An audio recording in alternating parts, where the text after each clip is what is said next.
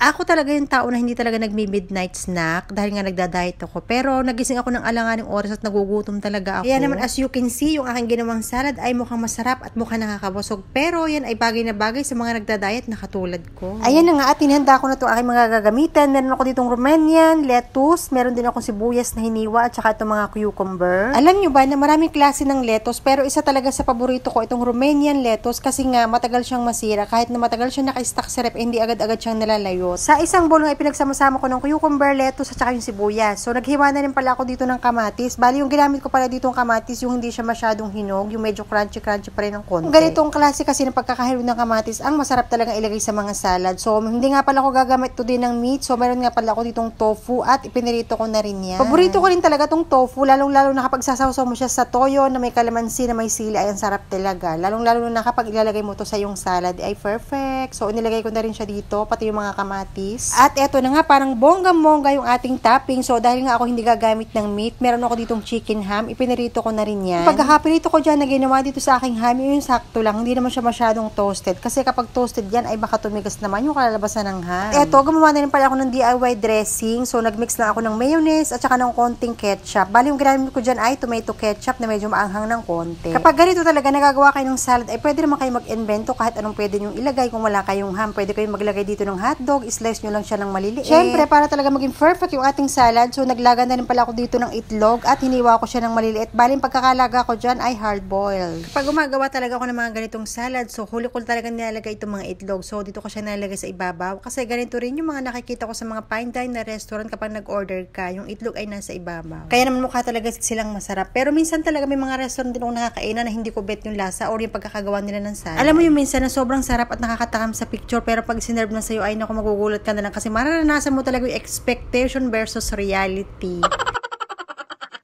Kaya naman, why not? Kung may mga ingredients ka naman at kaya mo namang gumawa, ay pwede ka naman gumawa sa bahay at makukuha mo pa yung lasa na gusto mo. So, yun lang. Gumawa ka na rin. Bye! Magandang araw.